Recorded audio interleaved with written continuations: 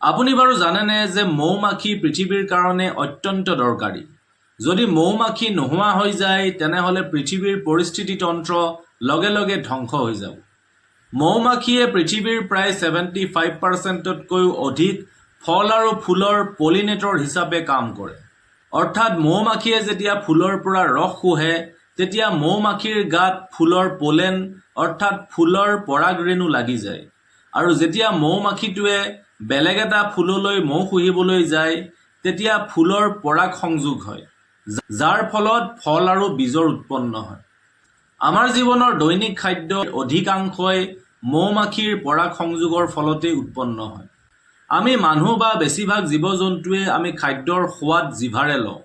কিন্তু আপুনি জানেনে যে পখিলাই সোৱাদ ভৰিৰে লয়? পখিলাৰ ভৰিত সোৱাদ ল'ব পৰা কিছুমান সৰু সৰু শুং থাকে, যাৰ জৰিয়তে পখিলাই সোৱাদ লয়, আৰু এই শুংবোৰক চেঞ্চিলা বুলি কোৱা হয়।